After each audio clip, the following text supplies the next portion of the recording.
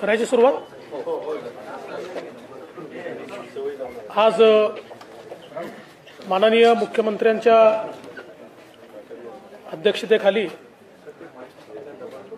नको हा माईक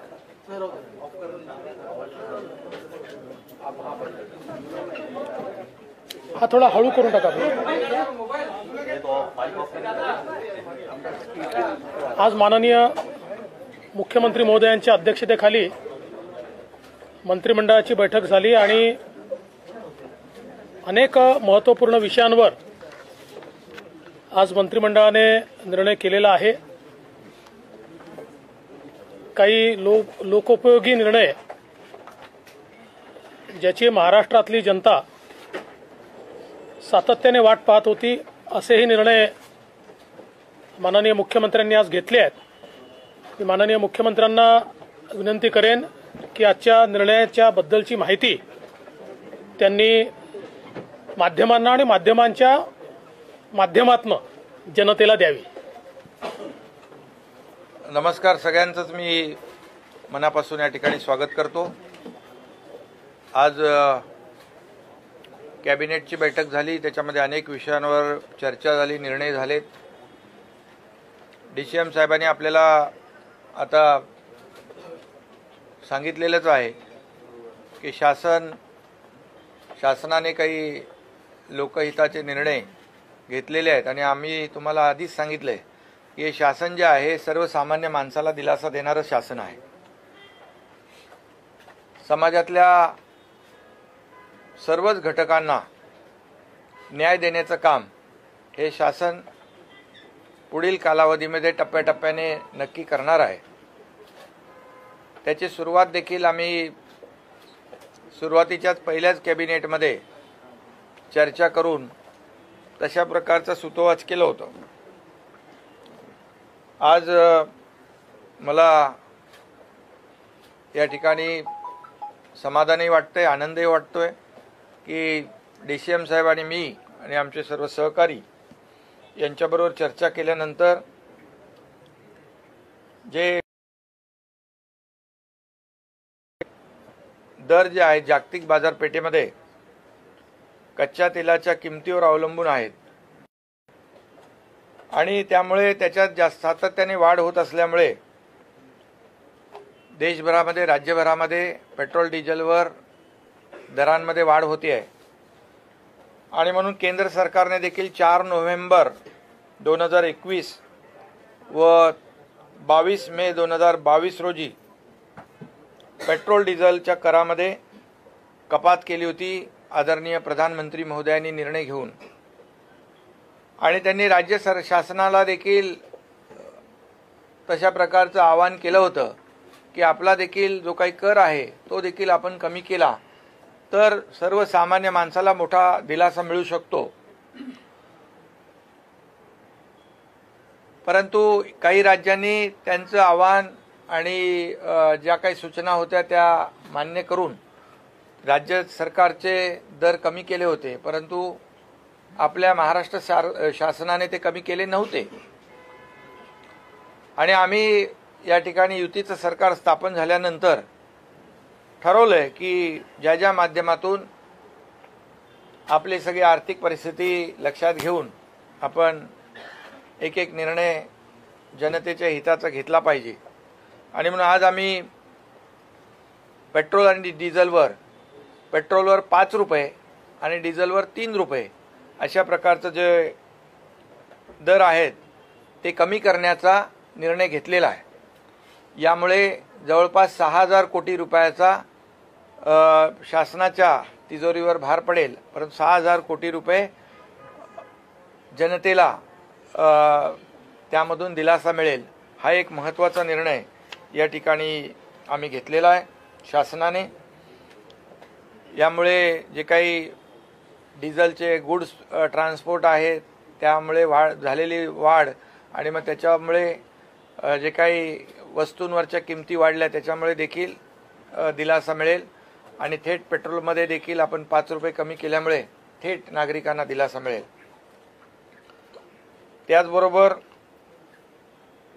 आजच सकाळी प्रधानमंत्री महोदयांनी फोन करून सूचना दिल्या होत्या की राज्यामध्ये 18 ते 59 या वयोगटातील सर्वांनाच बूस्टर डोस मोफत देण्याचं केंद्र सरकारने जाहीर केलेलं आहे. पण त्याची अंमलबजावणी मोठ्या प्रमाणावर राज्यात देखील झाली पाहिजे आणि पुढच्या 75 दिवसामध्ये एक टार्गेटेड प्रोग्राम, एक आपला सगळ्यांनाच याचा बेनिफिट झाला पाहिजे, संपूर्ण महाराष्ट्रामध्ये देशव्यापी मोहीम घेऊन अशा प्रकारचे देखील आवाहन प्रधानमंत्री महोदयांनी केलेलं आहे. त्यामुळे जे काही पॉझिटिव्हिटीचं जे कोविडचं प्रमाण आहे ते कमी होईल आणि सक्रिय रुग्णांची संख्या कमी होईल आणि मोठ्या प्रमाणावर 18 ते 59 वयोगटातल्या सगळ्यांना याचा बेनिफिट होईल. त्यामुळे आमचं शासनाचे सर्व आज त्याच्यामध्ये कॅबिनेटमध्ये देखील चर्चा याच्यावर झाली. मुख्य सचिव आणि आरोग्य विभाग आणि सगळीच यंत्रणा जी आहे सगळ्याच माध्यमातून या ठिकाणी हा बूस्टर डोस जो आहे सगळ्यांना मिळेल, बूस्टर म्हणजे त्याची आवश्यकता आहे ते मिळेल आणि त्याचा फायदा सर्वसामान्य लोकांना होईल. हा देखील एक मोठा प्रोग्राम राज्य सरकार हाती घेईल. त्याचबरोबर केंद्र शासनाच्या स्वच्छ भारत अभियान टप्पा 2 च्या धर्तीवर राज्यात देखील स्वच्छ महाराष्ट्र अभियान टप्पा 2 राबविण्यात येणार आहे नगरविकास विभागाच्या माध्यमातून. त्यामध्ये शाश्वत घनकचरा व्यवस्थापन असेल, वैयक्तिक घरगुती शौचालय असतील, सामुदायिक शौचालय बांधण्याचा कार्यक्रम असेल, हा मोठ्या प्रमाणावर आपण या ठिकाणी राबवण्याचा देखील निर्णय घेतलेला आहे. त्याचबरोबर केंद्र पुरस्कृत अमृत अभियान टप्पा 2 Atal mission for rejuvenation and urban transformation असा जो नगरविकास विभागाच्या माध्यमातून देखील राज्यात आपण राबवतोय. या योजनेतून सर्व शहरांमध्ये केंद्राच्या मार्गदर्शक सूचनेनुसार अमृत अभियान राबविण्यात येईल. यामध्ये मोठ्या प्रमाणावर पाणीपुरवठा योजना आणि मलनिस्सारण योजना जी अतिशय कुठल्याही शहराच्या किंवा राज्याच्या दृष्टीने अतिशय महत्त्वाचा विषय आहे तो, आणि सांडपाण्याचा पुनर्वापर जो आपण STP करतो आणि त्याच्यावर पाण्यावर ट्रीटमेंट करतो, हे ट्रीटेड पाणी जे आहे ते पिण्याचं पाणी त्या ठिकाणी वापरू नये म्हणून आम्ही एक MIDC असेल, सेकंडरी यूज असेल, गार्डनला आपण पाणी वापरतो, इतर जे काही आपण पाणी वापरतो हे पाणी STP मधून जे पाणी ट्रीटेड वॉटर जे आहे ते वापरण्यासाठी त्याचं कंपल्शन देखील करण्याचा निर्णय घेतलेला आहे. त्याचबरोबर जलसाठ्यांचं पुनर्जीवन देखील यामध्ये करायचं आहे. यामध्ये 10,513 कोटी रुपयाचा जवळपास निधी या ठिकाणी त्याची तो मिळेल. त्याचबरोबर खासदार धैर्यशील माने आणि आमदार प्रकाश आंबेडकर आणि इतरही आमच्या लोकप्रतिनिधींनी माझ्याकडे आणि DCM साहेबांकडे विनंती केली होती. जे नियमित कर्ज परतफेड करतात त्यांना जो काही शासनाने निर्णय घेतला आहे 50,000 रुपये इन्सेंटिव्ह देण्याचा, त्यामधून कोल्हापूर, सातारा, सांगली, पश्चिम महाराष्ट्रातले जे पूर परिस्थितीमध्ये ज्यांना शासनाच्या माध्यमातून आपण मदत केली होती 2018-19ला अतिवृष्टीमुळे शेतकऱ्यांचं झालेलं नुकसान भरपाई आपण दिली होती, त्यांना त्यामध्ये वगळण्यात आलं होतं. परंतु असं त्यांना वगळण्यात येऊ नये अशा प्रकारची विनंती केली होती. त्यामुळे त्यामध्ये तो देखील शासनाने निर्णय घेतलेला आहे आणि तो पुढच्या कॅबिनेटमध्ये आम्ही त्याच्यावर शिक्कामोर्तब करतोय. 50,000 रुपये त्यामध्ये आपल्याला शेतकऱ्यांना, लाखो शेतकऱ्यांना फायदा होईल. त्यामध्ये खासदार धैर्यशील माने असतील, खासदार आपले महाडिक असतील, आमदार प्रकाश आंबेडकर असतील, आणखी काही लोक जे आहेत त्यांनी देखील यामध्ये मागणी केली होती. शेवटी शेतकऱ्यांची ही मोठी मागणी आहे, त्यामध्ये तोही निर्णय आम्ही आज घेतलेला आहे. एकंदरीत अशा प्रकारच्या ज्या काही योजना आहेत ज्यांचा थेट लोकांशी संबंध आहे अशा योजना ज्या आहेत, असे निर्णय जे आहेत आम्ही लोकहिताचे आज घेतलेले आहेत. एक फक्त नाही एक मिनिट फक्त एक जे सीएम साहेबांनी या ठिकाणी सांगितलं अमृत, तर अमृत 1 आणि 2 मधला आता फरक असा आहे की अमृत 1 मध्ये 44 शहरं होती. आता आज जो निर्णय मुख्यमंत्री मोदयांनी घेतला आहे 400 म्हणजे अगदी नगरपंचायतीपासून तर महानगरपालिकेपर्यंत ज्या 400 अर्बन बॉडीज आहेत त्या सगळ्यांना आता ही केंद्र सरकारची योजना आजपासून लागू झाली आहे. त्यामुळे या सगळ्या शहरांमध्ये पिण्याचं पाणी आणि सांडपाणी या दोन्हीच्या योजना या केंद्र सरकार अनुदान देईल, राज्य सरकार त्याला मॅचिंग ग्रँट देईल आणि ज्या छोट्या संस्था आहेत त्यांना केवळ 10% पैसे स्वतः द्यायचे आहेत, बाकी 90% ग्रँटच्या माध्यमातून त्या ठिकाणचे प्रोजेक्ट पूर्ण केले जाणार आहेत. म्हणजे ते अडलेले फंड्समुळे तर ते आता अडणार नाहीत. छोट्या नगरपालिका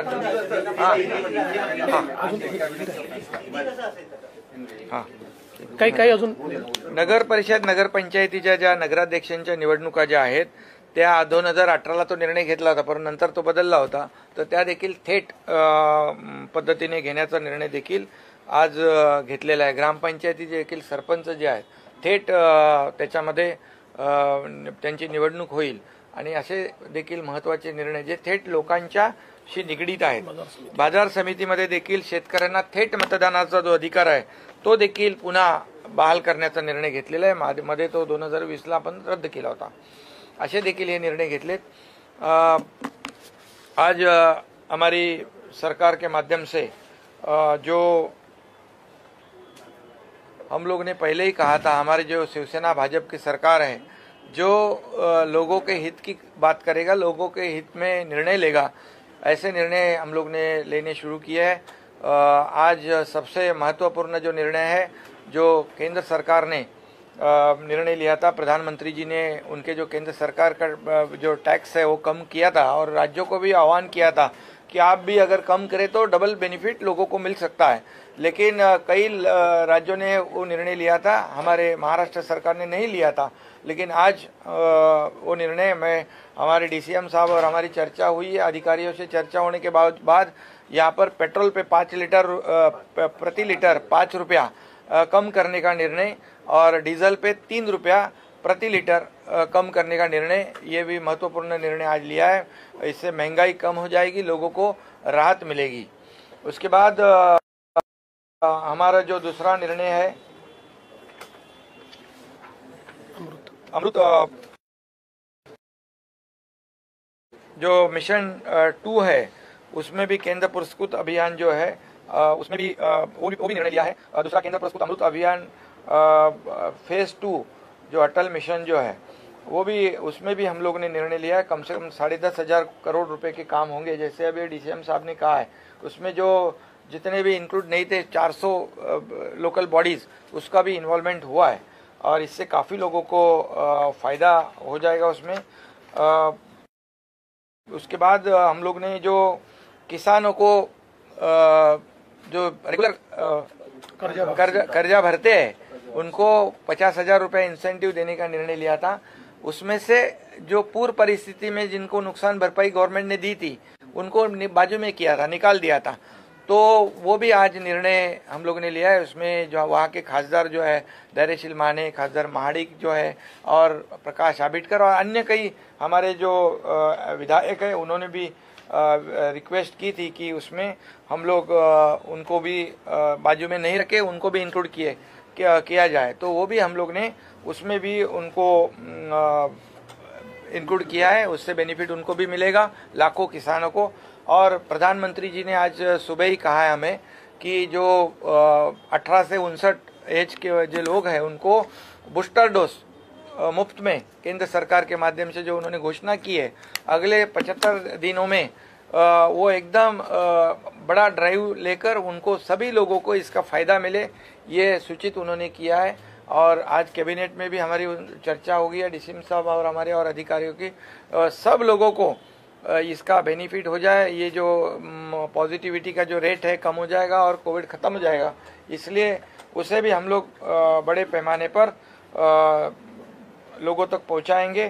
सभी लोगों की मदद जो लोकल बॉडीज़ है, एनजीओज़ है, आरोग्य संस्थाएं हैं, और सभी टीम जो है वो एकत्रित होकर काम करेगी ताकि लोगों को बहुत फायदा हो जाएगा। सरपंच और वो नगर परिषद के नगराध्यक्ष है उनको भी डायरेक्ट उनका चुनाव हो जाएगा। ये भी बहुत बड़ा निर्णय सरकार ने लिया हुआ है। एक सेकंड फक्त एक मला सीएम साहेबांनी एक निर्णय मला घोषित करायला सांगितलाय। आणीबाणीच्या काळामध्ये ज्या लोकांना जेलमध्ये राहावं लागलं, देशातल्या वेगवेगळ्या सरकारांनी त्यांना गौरव निधी किंवा पेन्शन देण्याचा निर्णय हा 15-20 वर्षापूर्वी घेतला होता। बिहारने घेतला होता, यूपीने घेतला होता, मध्य प्रदेशने घेतला होता, राजस्थानने घेतला होता। महाराष्ट्रामध्ये तो प्रलंबित होता। 2018 साली आम्ही तो निर्णय घेतला होता, पण 2020 साली तो निर्णय मागील सरकारने स्थगित केला। आजच्या मंत्रिमंडळाच्या बैठकीमध्ये पुन्हा एकदा तो निर्णय हा लागू करण्याचा आम्ही निर्णय केला आहे। जवळजवळ 3600 लोकतंत्र संग्राम सेनानी आहेत की ज्यांना आणीबाणीच्या काळामध्ये कारावास भोगावा लागला, तर त्यांना ते पेन्शन आम्ही देणार आहोत आणि अजून 800 ॲप्लिकेशन आहेत त्या मेरिटवर डिसाईड होतील। त्यामुळे हाही एक महत्त्वाचा निर्णय या ठिकाणी घेण्यात आला है। हम सभी जानते हैं कि इमरजेंसी के समय जिन लोगों को कारावास हुआ था, ऐसे लोगों को भिन्न भिन्न राज्यों में पेंशन दी जाती थी। महाराष्ट्र में वो नहीं दी जा रही थी। 2018 में उनको पेंशन देने का महाराष्ट्र ने भी निर्णय लिया था, लेकिन 2020 में उसको स्थगित कर दिया गया था। तो अभी वापस आज हमारी कैबिनेट ने निर्णय किया है कि जो लोकतंत्र संग्राम सेनानी है, जिन्होंने लोकतंत्र को बचाने के लिए उस समय लड़ाई की और जिसमें सत्याग्रह में उनको कारावास हुआ, ऐसे लोगों को फिर एक बार महाराष्ट्र की सरकार उनकी जो पेंशन है वो शुरू करेगी। तत्कालीन सरकारने सांगितलं होतं की जे 6000 कोटींचा जो काय भार तिजोरीवर पडणार आहे त्यामुळे आम्ही निर्णय घेत नाही। कशामध्ये? पेट्रोल डिझेल त्यावेळी सरकारने ते थांबवलं होतं। तर आता जो काही विकास निधी आहे 6000 कोटी कमी झालेला, त्यावर काही फरक पडणार आहे का? त्याबद्दल सरकार हा 6000 कोटी कुठून भरून 6000 कोटी रुपयाचे नियोजन आम्ही करू। कुठल्याही विकास निधीवर त्याचा भार पडणार नाही, विकासाला कुठेही कात्री लागू देणार नाही। शिंदे साहेब, आज नगराध्यक्ष आणि नगरपालिकेचा निर्णय झाला, पण काल मिलिंद देवरांनी तुम्हाला आणि उपमुख्यमंत्र्यांना पत्र पाठवलं होतं, ज्यावर आपण प्रतिक्रिया देखील केली। या संदर्भात आता मुंबईचं वॉर्ड रचना किंवा आरक्षण याच्या संदर्भात काही विचार आहे का? त्याबाबतीत ही खूप सगळ्यांची मागणी होती आहे।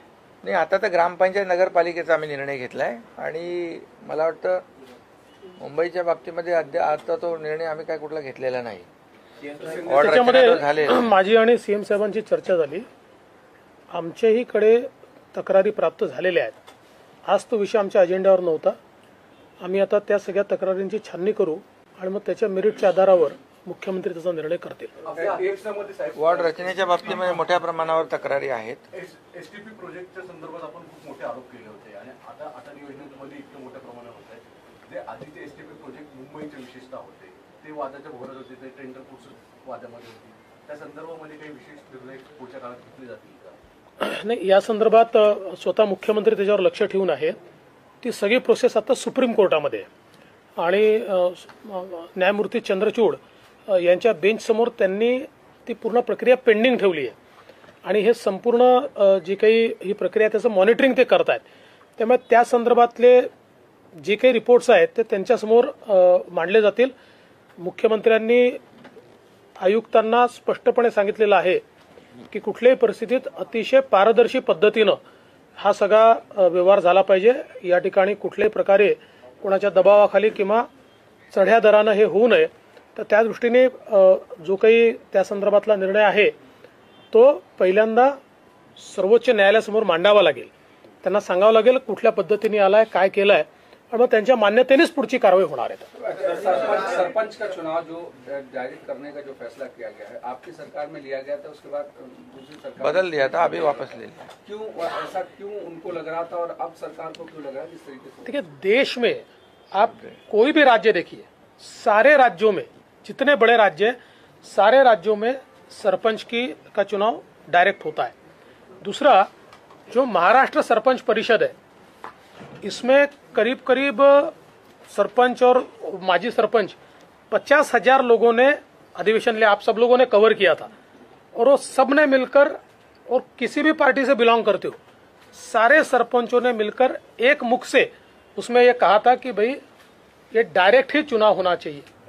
मूलतः ये देखा गया है कि अगर इनडायरेक्ट चुनाव होता है तो चुनकर कोई भी आए, बाद में पैसे का और फालतू चीज़ों का अवलंब करके और जो डिजर्विंग है उसको बाजू रखा जाता है।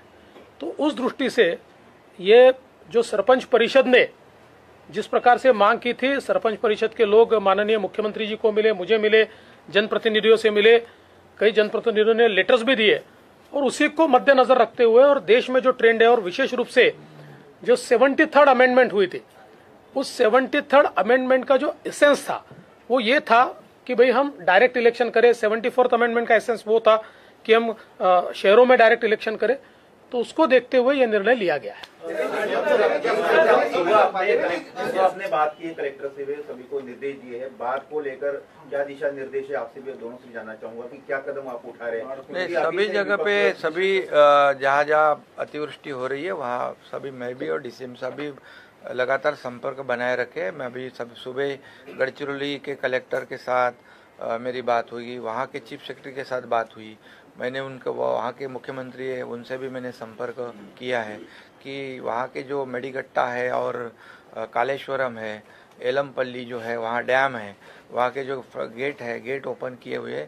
कलेक्टर की हमारी सूचना थी, हमारे इरिगेशन डिपार्टमेंट की सूचना थी कि आगे के 24 आवर्स या 36 आवर ये गेट बंद नहीं हो, ऐसे भी हम लोगों ने उनको बताया। कोऑर्डिनेशन में काम हो रहा है। बाकी पूरे राज्य में सभी जगह पर हम लोग दोनों भी संपर्क बनाए रखे कि कहीं पर भी किसी भी तरह की दिक्कत ना हो। एनडीआरएफ हो, एयरफोर्स है, क्या एयरलिफ्ट करना है वो भी सूचनाएं दी हुई है। और जो फ्लड एरिया जो है उसमें जितने भी लोग रहते हैं उनको सुरक्षित जगह पर शिफ्ट करने का काम किया हुआ है। वहाँ किसी भी तरह की किसी को भी दिक्कत नहीं हो, उनके खाने पानी की व्यवस्था भी जिला प्रशासन को उसकी भी सूचना वो भी सूचित किया है ताकि किसी भी जगह पर जीवित हानि ना हो। इसे पूरी तरह लगा एसडीआरएफ है, एसडीआरएफ भी है, एनडीआरएफ भी है, सभी यंत्रणा काम कर रही आणीबाणीच्या काळामध्ये ज्या पद्धतीने आता पण निर्णय घेतलेला आहे की त्यांना पेन्शन द्यावी, मागच्या सरकारने मात्र असं सांगितलं होतं की हे सगळे आरएसएस आहेत त्यामुळे त्यांनी हा निर्णय बंद केला। राजकीय आक्षेपोटी घेतलेला हा निर्णय होता का? आता पहिली गोष्ट तर अशी आहे की आणीबाणीच्या काळात जेलमध्ये गेलेले हे जनसंघाचे लोक जास्त होते, पण सगळ्या पक्षांचे होते। आणि म्हणूनच लालू प्रसाद यादवांचं सरकार बिहारमध्ये असताना त्यांनी निर्णय घेतला त्यांना पेन्शन देण्याचा। मुलायम सिंगांचं सरकार हे ज्यावेळेस यूपीमध्ये होतं तेव्हा त्यांनी घेतलेला निर्णय आहे। त्यामुळे हा कुठल्या एका पक्षाचा विषय नाही आहे। जेव्हा देशाची लोकशाही ही इमर्जन्सी लावून संपवण्यात आली होती त्यावेळेस देशातले सगळ्यांनी विचार सोडून आपापले एकच ध्येय ठेवलं होतं की कुठल्याही परिस्थितीत देशाची लोकशाही पुन्हा बहाल झाली पाहिजे। आणि त्याकरता या लोकांनी सत्याग्रह केला। 2-2 वर्ष लोक जेलमध्ये, माझे स्वतःचे वडील 2 वर्ष जेलमध्ये होते। 1 महिना, 2 महिने, 3 महिने, 6 महिने, वर्षानुवर्ष लोक जेलमध्ये होते। आणि त्यानंतर ती लोकशाही पुन्हा आली, ज्या लोकशाहीचा आज आपण सगळे अतिशय गौरव करतो। आणि म्हणून या सगळ्या राज्यांनी त्यावेळेस तो निर्णय घेतला होता। महाराष्ट्रात तो राहिला होता, तो निर्णय आता आम्ही घेतलेला आहे। आता मध्यंतरीच्या काळात कुठल्या कारणाने कदाचित त्या सरकारमध्ये काँग्रेस असल्यामुळे त्यांच्या दबावाखाली, कारण जिथे काँग्रेस आहे तिथे त्यांनी हे निर्णय घेतले नाहीत किंवा मध्य प्रदेशचा घेतलेला निर्णय काँग्रेसने बदलवला होता तो पुन्हा नंतर सरकारने घेतला।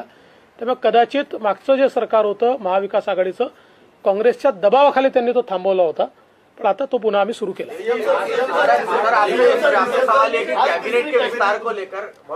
देखिए ये मेरी प्रेस कॉन्फ्रेंस सीएम साहब की है, तो सीएम साहब से पूछिए।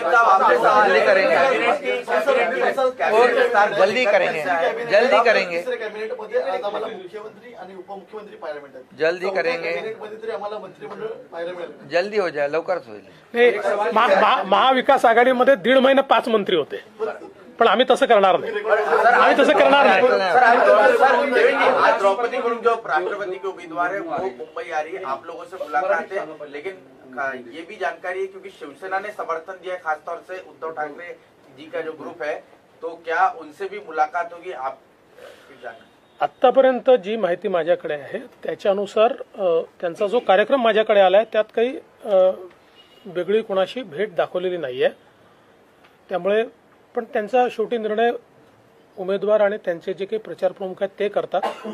पण आत्ता तरी जो कार्यक्रम आलेला त्याच्यामध्ये अशी कुठली भेट नाही. आणि याच्यामध्ये एक आदिवासी समाजाची महिला भगिनी आहे, त्यामुळे सगळ्यांनीच त्यांना सहकार्य करण्याचा निर्णय घेतलेला आहे.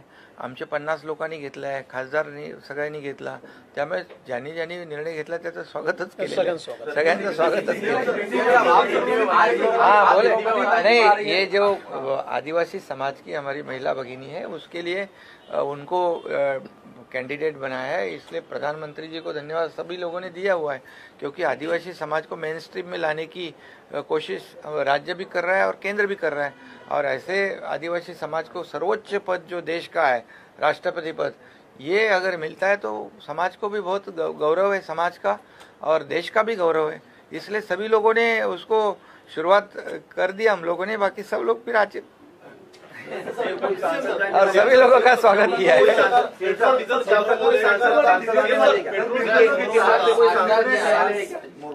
नहीं, सांसद वोट करेंगे, पक्का वोट करेंगे. निर्णय पेट्रोल आणि डिझेलचा घेतला इम्प्लिमेंट लगेच रात्री 12 वाजल्यापासून. सर, याचा एक प्रश्न आहे की 21 मेला मागच्या सरकारने एक निर्णय घेतला होता, त्यामध्ये 1 रुपया आणि 2 रुपये वॅट कमी केला होता. तो पकडून 5 रुपये आहे की तो वेगळा आहे? साहेब एकच सेकंद सांगतो. पहिल्यांदा तुमचे कन्फ्युजन काढून घ्या की त्या सरकारने निर्णय घेतला नव्हता. टॅक्सेसवरचे टॅक्सेस कमी झाले होते, त्यामुळे त्यांनी एकही पैसा कमी करण्याचा निर्णय घेतला नाही. टॅक्सवर आपण टॅक्स लावतो, त्यामुळे ते टॅक्सेस केंद्राने कमी केल्याबरोबर ऑटोमॅटिक आपले कमी झाले होते. हा कॅस्केडिंग इफेक्ट आहे. हा स्पेसिफिकली आपण घेतलेला निर्णय असल्यामुळे पूर्ण 5 रुपये हे सरकार माननीय मुख्यमंत्र्यांच्या नेतृत्वात कमी करतं. मतदान होणार आहे, त्यामध्ये काही फेरबदल आता होते, कारण 4 नगरपंचायतच्या निवडणुका त्यामध्ये आहे. व्हावे तसे अपेक्षा आहे. ग्राउंड लेवलवरती जाऊन त्या ठिकाणी अनेक पाहणी करतायत, जिल्हाधिकाऱ्यांना आदेश देत आहेत. सरकार ऍक्शन मोड मध्ये आल्याचं पाहायला मिळतंय. अनेक महाविकास आघाडीपेक्षा तुम्ही महत्वपूर्ण असे निर्णय घेताय. तुम्ही ज्या प्रकारे म्हणलात की महाविकास आघाडीने दीड महिने विस्तार केला नाही, त्यांचाही तुम्ही रेकॉर्ड बोलणार आहात का त्यापूर्वी करणार आहात? अरे असं काय नाही, लवकरच होईल. लवकर होईल.